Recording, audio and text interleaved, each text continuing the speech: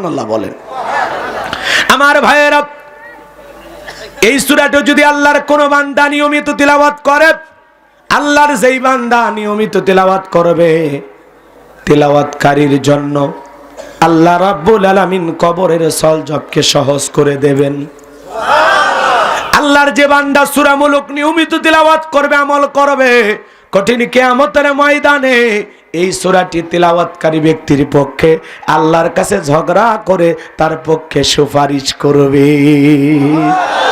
কোরআনের এই সূরা কিয়ামতের ময়দানে আল্লাহর যে বান্দা নিয়মিত তিলাওয়াত করবে, এই সূরাটি তার পক্ষে আল্লাহর সাথে ঝগড়া করবে। সুবহানাল্লাহ বলবেন না? আচ্ছা, কোরআন আপনার পক্ষে সুপারিশকারী হোক, এটা কি আপনারা চান? তাহলে এই সূরাটি আমল করার দরকার আছে না নাই? এই সূরাটি যদি আপনি আমল করেন, আপনার অভাব অনাটন আল্লাহ দূর করে দেবেন। করেন, চলেন আমিন। কথা বলবো সূরা মুলুক থেকে। বলেন কোন সূরা? সূরা মুলুক। পবিত্র কোরআনুল কারীমের ৬৭ নাম্বার সূরা। কোনো ভূমিকা দেব না। রাত গভীর হয়েছে, 12টা পর্যন্ত আপনারা নড়াচড়া করবেন না। 1 ঘন্টা কোরআনের মহব্বতে দিতে রাজি আছেন তো ইনশাআল্লাহ?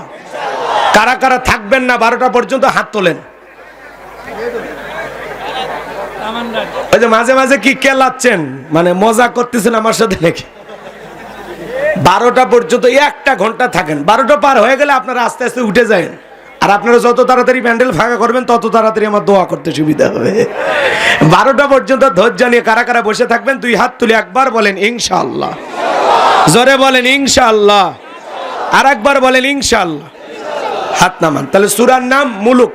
বলেন কি নাম? মুলুক। মুলুক মানে কি? সার্বভৌমত্ব, কর্তৃত্ব, রাজত্ব, পাওয়ার, ক্ষমতা। বলেন আল্লাহু আকবার।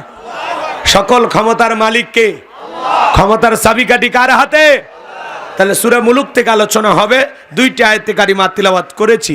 এই সূরাটিতে মোট আয়াত আছে 30টি, রুকু আছে 2টি। বিশ্বনবীর মক্কার জিন্দেগিতে এই সূরাটি নাজিল হয়েছেন। আর কোরআনুল কারীমের ৬৭ নাম্বার সূরা, 29 পারার প্রথম সূরা। সুবহানাল্লাহ বলেন। আমার ভাইয়েরা, এই সূরাটা যদি আল্লাহর কোন বান্দা নিয়মিত তিলাওয়াত করে, আল্লাহর যেই বান্দা নিয়মিত তিলাওয়াত করবে, তিলাওয়াতকারীর জন্য আল্লাহ রাব্বুল আলামিন কবরের সলজবকে সহজ করে দেবেন। আল্লাহর যে বান্দা সূরা মুলুক নিয়মিত তিলাওয়াত করবে, আমল করবে, কঠিন কিয়ামতের ময়দানে এই সূরাটি তিলাওয়াতকারী ব্যক্তির পক্ষে আল্লাহর কাছে ঝগড়া করে তার পক্ষে সুপারিশ করবে। কোরআনের এই সূরা কিয়ামতের ময়দানে আল্লাহর যে বান্দা নিয়মিত তিলাওয়াত করবে, এই সূরাটি তার পক্ষে আল্লাহর সাথে ঝগড়া করবে। সুবহানাল্লাহ বলবেন না? আচ্ছা, কোরআন আপনার পক্ষে সুপারিশকারী হোক, এটা কি আপনারা চান? তাহলে এই সূরাটি আমল করার দরকার আছে না নাই? এই সূরাটি যদি আপনি আমল করেন, আপনার অভাব অনাটন আল্লাহ দূর করে দেবেন। সুবহানাল্লাহ জোরে কোন। সম্মানিত ভাইরা আমার, সূরা মুলুক থেকে আজকে আলোচনা হবে। জবান ছেড়ে সবাই একটু আমার সাথে পড়ুন। আউযু বিল্লাহি মিনাশ শাইতানির রাজিম।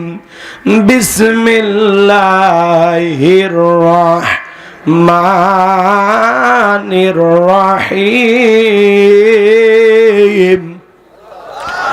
বিতাড়িত মোর্দার শয়তানের কাছ থেকে আল্লাহ পাকের কাছে আশ্রয় প্রার্থনা চাচ্ছি।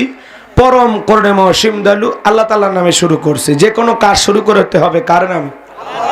আল্লাহর নামে। কাজ শুরু করলে বরকত আছে না নাই? জোরে বলেন আছে না নাই? শোনেন, ওই যে কোথায় আসছিলাম, শনির দিয়া না কই? শানির দিয়া। ওখানে কি একটা হিন্দু মেয়ের কথা বলছিলাম? আন্দাজে জি কই না, মনে আছে কিনা বুঝে জি করবেন। বলছিলাম কি ঘটনা?